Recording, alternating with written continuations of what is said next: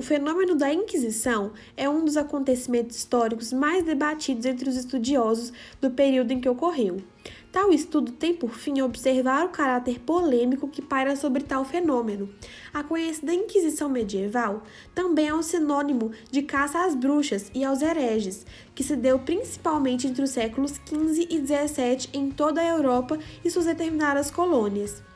Salientamos aqui que tal estudo dá enfoque às principais mudanças encontradas no direito penal, além dos aspectos políticos e ao contexto social que serviram de pilares necessários para o desenrolar e o apogeu do evento. Por conseguinte, trataremos dos aspectos históricos, de como se deu seu surgimento e quais eram seus objetivos, passando pela análise do contexto social e político que conseguiram unir o poder espiritual e o temporal, abordando superficialmente as relações entre a Igreja e o Estado naquele período. Posteriormente, vamos dar luz à questão jurídica, pois sabe-se que, por conta da Igreja, todo um sistema do direito penal foi alterado para que os crimes de heresia e bruxaria pudessem ser combatidos. A Inquisição foi um processo essencialmente judicial, frisando-se aqui que dificilmente o acusado escapava sem condenação e que, por conta da destruição de muitos registros, não se sabe ao certo o número total de julgamentos e execuções realizadas. Aspectos históricos e políticos da Inquisição. O Império Romano adotou ao cristianismo, sendo ela como a única religião verdadeira para a universalidade dos homens. Porém, é em 303 d.C. que a Igreja Católica começa a desempenhar um importante papel na vida política e social, com o Edito de Tolerância de Milão, tornando-se o cristianismo como a religião oficial do Estado. É no período da Baixa Idade Média, séculos 12 e 13, que teve início a Inquisição, criada para combater toda e qualquer forma de contestação aos dogmas impostos pela Igreja Católica. O termo Inquisição vem do processo per inquisitionem, utilizado pelas cruzadas religiosas nos combates às heresias, que eram qualquer atividade ou manifestação contrária àquelas impostas pela Igreja Católica em matéria de fé, como os mouros, os judeus, os cátaros, os albigenses e praticantes de bruxaria no sul da França. Na época intitulada Inquisição Medieval, servia como identificação, julgamento e condenação aos suspeitos de heresias. Era desempenhada pelo clero e posteriormente pelos tribunais eclesiásticos e seculares, sendo os crimes considerados como de lesa majestade. Os tribunais aprisionavam as pessoas a partir de boatos, eram interrogadas, esperavam sua confissão e assim a sua condenação, sendo sujeitas ao fogo, banimento, trabalho em navios, prisão e confiscos de bens pela gravidade do crime cometido. A Inquisição medieval é adotada por diversos países da Europa Ocidental e chega também a alguns países da Europa Oriental. Mas seu auge foi na época moderna, séculos XVI, XVII e XVIII, chegando também às colônias. Neste período, ocorreu uma grande explosão demográfica violenta e o aumento dos preços pelo capitalismo mercantil e agrário. Houve fome pela má colheita, pragas, pestes e surtos de doenças em quase todas as regiões. A questão das guerras sangrentas também é um ponto neste período, causando a miséria em todas essas regiões. Este clima por tensão e miséria causou medo por rebeliões e desordens entre os detentores do poder, endurecendo deste modo a Inquisição. Aquela Inquisição inicialmente medieval, dada pela Igreja Católica em combate às heresias, agora, na versão moderna, é muito mais violenta.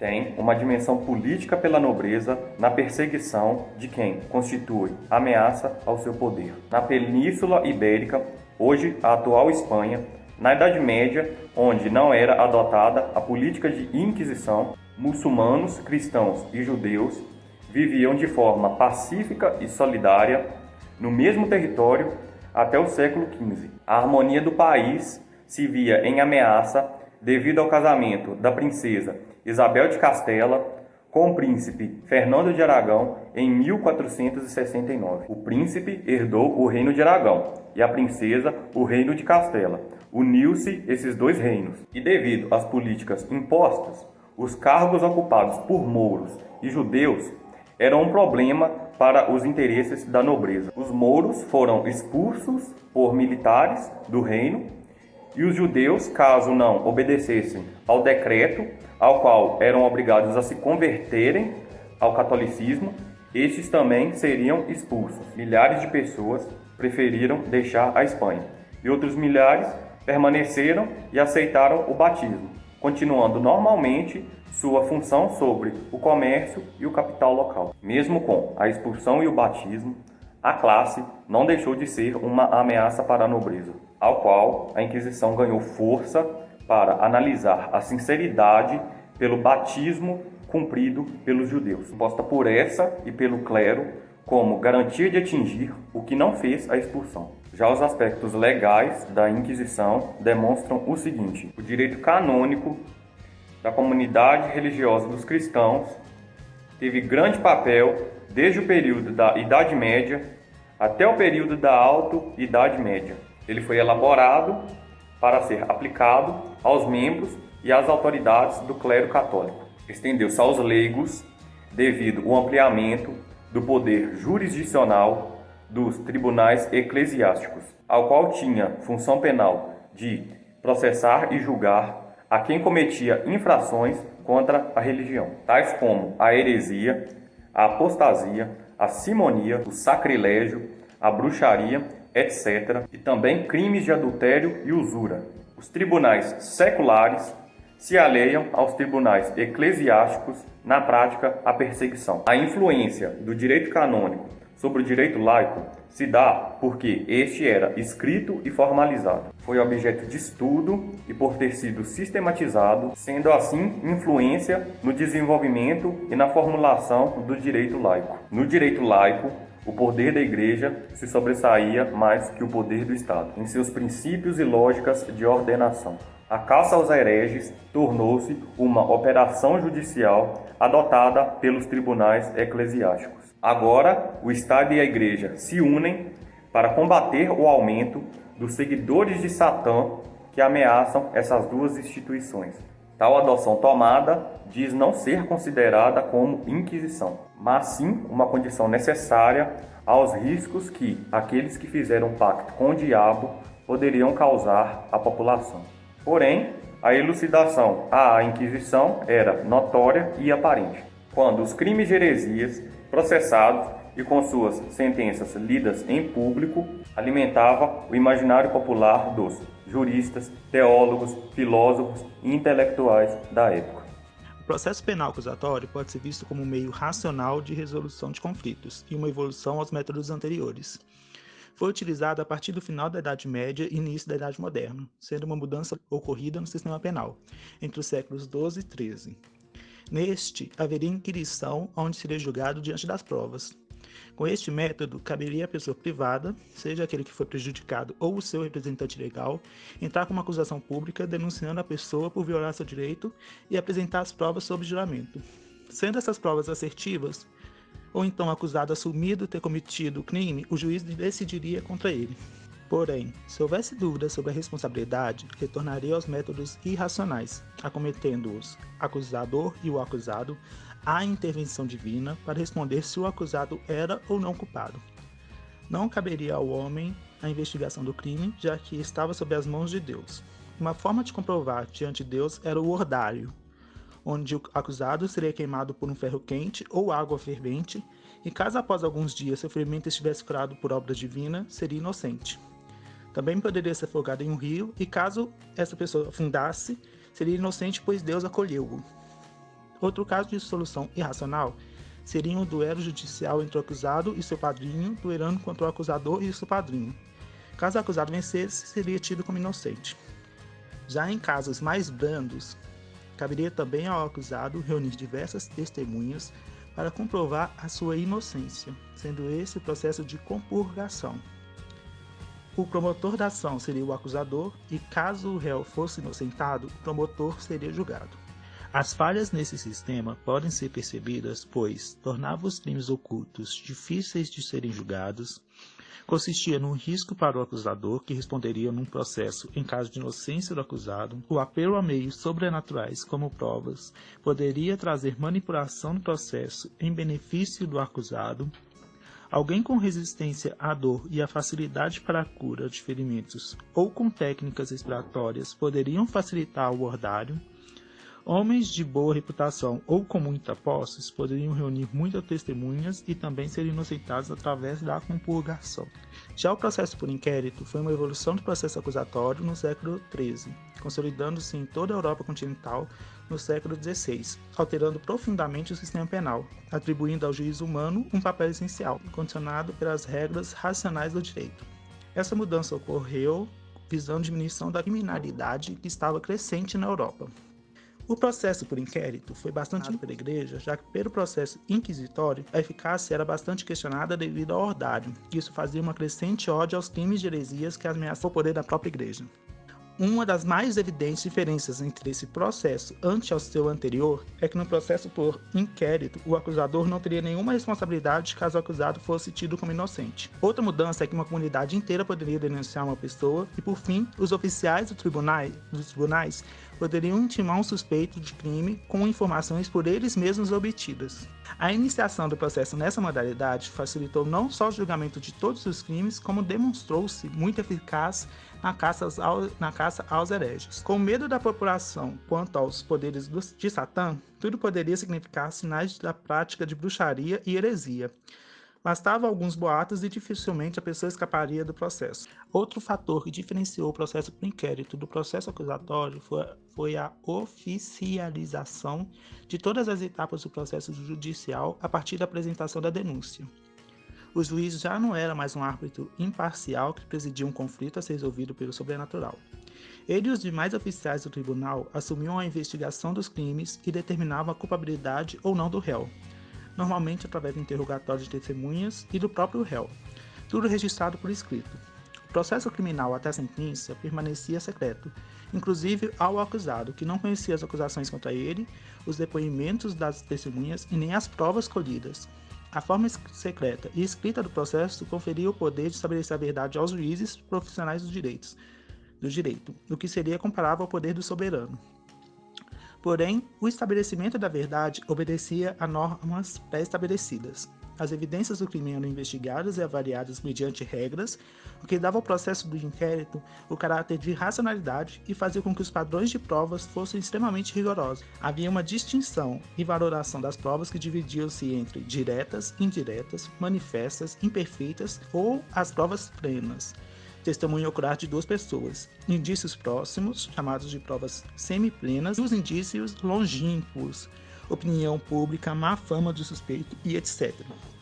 O problema aqui estava no fato de que toda essa lógica penal, além de criar sérias discussões quanto à forma de combinação das provas, obstruía seriamente a investigação dos crimes de heresia. Todas as demais provas, por mais combinações que pudessem sofrer, não se transformariam em prova plena. Fazia-se valer a confissão. Além de constituir uma prova tão forte a ponto de prescindir de outras, a confissão era o próprio acusado assumindo sua culpabilidade no crime a ele imputado. Pela confissão, o próprio acusado toma lugar no ritual de produção de verdade penal. Como já dizia o direito medieval, a confissão torna a coisa notória e manifesta. Prosseguindo, a tortura era utilizada como meio de obter confissões, informações sobre o acusado e até mesmo informações sobre as testemunhas. Ela ressurge na Europa no século XIII e até então era uma prática condenada pela Igreja Católica. Contudo, a partir de 1252, por meio da bula do Papa Inocêncio IV, a Igreja passou a permitir o uso da tortura nos casos de heresia e de bruxaria. A partir disso, os tribunais seculares passaram a adotar a tortura como método, principalmente de obter a confissão nos casos supracitados. O argumento utilizado para a justificativa da tortura era de que uma pessoa submetida a intensos castigos físicos durante um interrogatório, ela inevitavelmente falaria a verdade. Contudo, o uso indiscriminado da tortura acarretou no que Mandrou chama de processo infalível, porque 95% dos casos em que eram aplicadas a tortura culminavam na condenação do acusado, na confissão do acusado. O sistema inquisitório ele foi inspirado nas práticas da Igreja Católica no século XIII, acrescidos da tortura, que advém do direito romano. Esse período da história do direito é denominado de vingança pública, no qual o Estado passa a ser o principal interessado em punir o criminoso. Agora, o crime passa a ser uma ofensa do indivíduo para com o Estado, e não mais do indivíduo para com a vítima, como era durante o sistema acusatório. As principais consequências do uso indiscriminado da tortura são duas, segundo Levaque. A primeira é a contribuição para a formulação do conceito cumulativo de bruxaria e a exigência de que se fazia ao torturado para que ele fornecesse o nome de seus supostos cúmplices. Ou seja, uma pessoa que era acusada de heresia ou bruxaria, ela era obrigada a fornecer nomes de supostos cúmplices que às vezes sequer existiam. E isso acarretou no surgimento de diversos novos processos com o nome desses supostos cúmplices que eram fornecidos pelos acusados. Havia diversos instrumentos de tortura. Nos casos de bruxaria, por exemplo, eles acreditavam que os bruxos faziam um pacto com o demônio em que eles eram resistentes à dor. Então, no caso de suspeitas de bruxaria, o que eles utilizavam era a tortura da insônia, ou seja, eles faziam as pessoas que eram acusadas de bruxaria ficarem acordadas durante 40 horas ou mais, ininterruptas, até que elas confessassem o crime. Contudo, o principal instrumento de tortura que era utilizado chamava-se estrapado, ou seja, era uma rondana em que de um lado ficavam amarrados pesos entre 18 e 300 quilos e do outro lado ficavam amarrados a perna, o braço do suspeito, a fim de suspendê-lo do chão. Esse instrumento de tortura era bastante vantajoso para os torturadores, por dois motivos. O primeiro é que era possível regular a intensidade da tortura ao aumentar ou diminuir os pesos. E o segundo motivo é que era possível fazer cessar a tortura após a confissão do crime.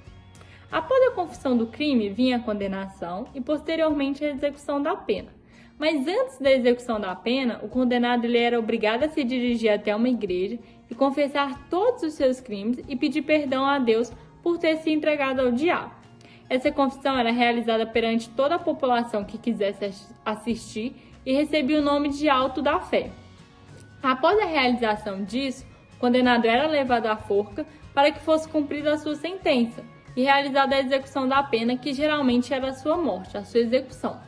Após a execução da pena, todos os bens do condenado eram confiscados com a prerrogativa de que esses bens iriam custear todos os gastos advindos com esse processo. Eles também acreditavam que havia uma predisposição para cometer crimes hereditariamente, ou seja, quando uma pessoa era condenada, a sua família geralmente era alvo de novos processos, porque naquela época não existia o princípio da pessoalidade da pena. Em conclusão, este texto buscou evidenciar, ainda que embrionariamente, quais eram os intuitos da caça às bruxas e aos hereges, a Inquisição. Bom, o intuito era perseguir todo aquele que fosse contra a Igreja Católica e também ao Estado, aliado da Igreja. Perseguiam todos aqueles que fossem contra o poder ou a riqueza. Durante este período, o direito foi modificado e a confissão se tornou um meio de prova crucial. Esta era obtida a partir da tortura, que foi largamente utilizada. Durante este momento, o direito foi modificado, assim como em regimes autoritários e opressores, para satisfazer o desejo da Igreja Católica e do Estado. Por tudo quanto foi dito, é possível concluir que o que baseava a Inquisição era o medo e também os discursos satanistas. E estes eram legitimados pelo Estado e pela Igreja Católica Igreja Católica esta que era oficial do Estado, pois tanto o Estado quanto a Igreja tinham medo de perder o poder e influência que detinham no momento. Sendo assim, ocorreram diversas perseguições políticas e todos aqueles que iam contra a nobreza eram eliminados e perseguidos. A lógica do capitalismo é a lógica de competição. E neste período, se eliminava os competidores. O capitalismo mercantil estava em ascensão durante a Idade Moderna, e os competidores eram eliminados a partir da perseguição e da Inquisição. Logo, não houve tratamento digno em nenhum momento, pois o sujeito não tinha nem mesmo direito a se defender, e muito menos a tomar conhecimento do seu processo. Sendo assim, o ser humano, durante a Inquisição, foi tratado como um meio até mesmo de prova e não como um fim em si mesmo.